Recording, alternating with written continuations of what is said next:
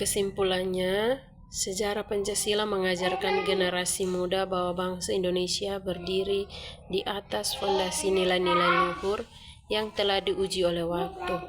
Dengan mempelajari dan mengambil pelajaran dari sejarah tersebut, generasi muda dapat menjadi penerus bangsa yang mampu memelihara persatuan, memajukan negara, dan menjadikan Indonesia semakin kuat dan dihormati di dunia internasional.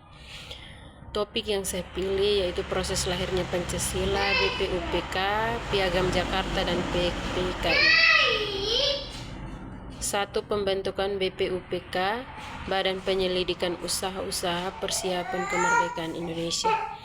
Dari latar belakang yang saya ambil, pada masa pendudukan Jepang, karena terdesak oleh serangan sekutu, Jepang berusaha mendapatkan dukungan rakyat Indonesia dengan menjanjikan kemerdekaan. Sebagai langkah awal dibentuk BPUPK. Waktu pembentukannya pertama didirikan pada 1 Maret 1945 oleh pemerintah pendudukan Jepang. Yang kedua diresmikan pada 28 Mei 1945. Terus ketuanya Dr. KRT Radziman Wedioningrat. Wakil ketuanya R.P. Suroso dan Ichibanga Seyosyo dari Jepang.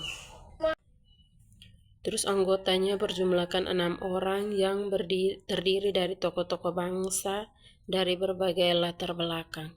Terus tugas utama dari BPUPK menyelidiki dan mempersiapkan segala sesuatu yang berhubungan dengan pembentukan negara Indonesia merdeka, termasuk menyusun dasar negara dan undang-undang dasar. Sidang-sidang BPUPK, sidang pertama di tanggal 29 Mei sampai 1 Juni 1945. Itu membahas tentang dasar negara yang akan dibentuk. Ada beberapa poin. Yang pertama, tanggal 29 Mei 1945, Mr. Muhammad Yamin mengusulkan 5 dasar negara. Itu pertama, peri kebangsaan, peri kemanusiaan, peri ketuhanan, dan peri kerakyatan dan kesejahteraan rakyat. Terus poin kedua, pada tanggal 31 Mei 1945, Prof. Mr. Suepomo mengusulkan dasar negara yang berfokus pada teori negara integralistik. Terus yang ketiga, tanggal 1 Juni 1945, Insinyur Soekarno mengusulkan nama Pancasila yang terdiri dari ketuhanan yang Maha Esa, kebangsaan Indonesia, persatuan Indonesia, kerakyatan yang dipimpin oleh hikmat kebijaksanaan dalam permusyawaratan perwakilan, keadilan sosial bagi seluruh rakyat Indonesia. Terus untuk catatan penting yang saya ambil, pada tanggal 1 Juni kemudian ditetapkan sebagai hari lahir Pancasila. Sidang kedua pada tanggal 10 sampai 17 Juli 1945. Itu membahas poin pertama, membahas secara mendalam dan menyempurnakan usulan-usulan yang telah disampaikan. Dibentuk panitia 9 untuk merumuskan hasil kesepakatan. Anggota panitia 9 yaitu pertama Insinyur Soekarno sebagai ketua, kedua Dr. Rainus Muhammad Hatta itu wakil ketua, ketiga Insinyur Alexander Andreas Maramis, Abdul Kahar Moisakir, Wahid Hasim, Haji Agus Salim, Mr. Muhammad Yamin, R.P. Suroso, Mr. Suepomo. Terus sekarang kita beralih ke Piagam Jakarta atau Jakarta Charter. Hasil kerja Panitia 9 pada 22 Juni 1945, Panitia 9 berhasil merumuskan kesepakatan yang dikenal dengan nama Piagam Jakarta. Di dalamnya termuat rumusan dasar negara yang menjadi cikal bakal Pancasila. Isi rumusan dasar negara dalam Piagam Jakarta yaitu pertama, ketuhanan yang Maha Esa, dengan kewajiban menjalankan syariat Islam bagi pemeluk-pemeluknya. Kedua, kemanusiaan yang adil dan beradab. Ketiga, persatuan Indonesia. Keempat, kerakyatan yang dipimpin oleh hikmat kebijaksanaan dalam permusyawaratan perwakilan. Kelima, keadilan sosial bagi seluruh rakyat Indonesia. Makna dan peran Piagam Jakarta.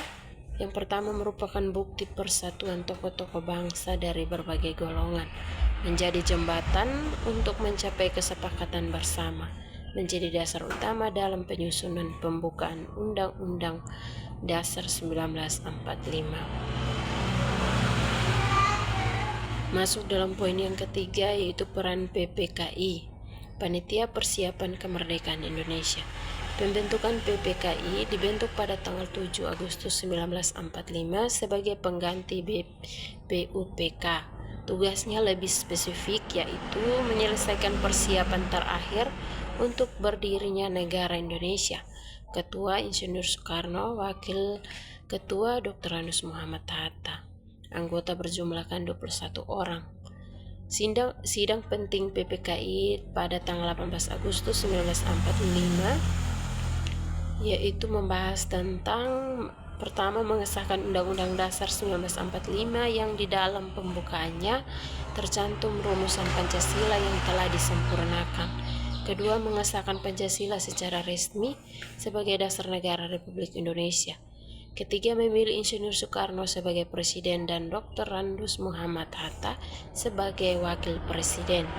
Membentuk Komite Nasional Indonesia Pusat atau biasa disebut KNIP.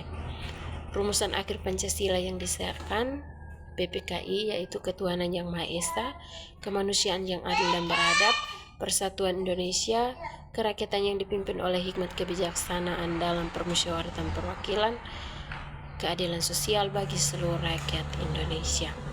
Kesimpulannya, proses lahirnya Pancasila menunjukkan bahwa dasar negara ini terbentuk melalui pelajaran panjang, perdebatan, musyawarah, dan kesepakatan bersama.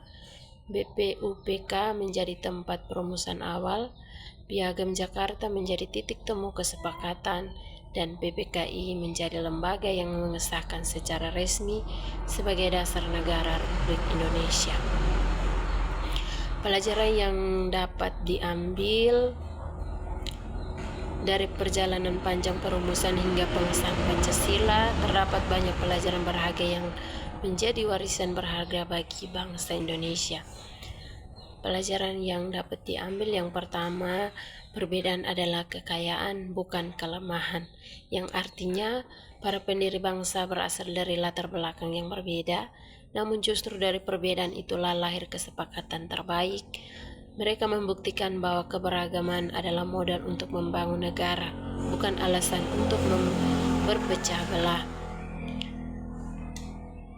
Terus, musyawarah adalah jalan terbaik untuk menyelesaikan masalah, yang artinya semua keputusan diambil melalui diskusi dan perdebatan yang sehat.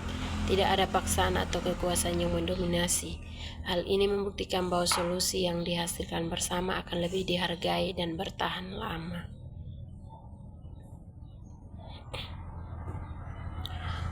Berikutnya, keadilan adalah tujuan akhir berdirinya negara, yang artinya Pancasila dirumuskan sebagai jawaban atas penderitaan rakyat, sehingga tujuan utama negara adalah menciptakan kesejahteraan dan keadilan untuk seluruh rakyat tanpa terkecuali.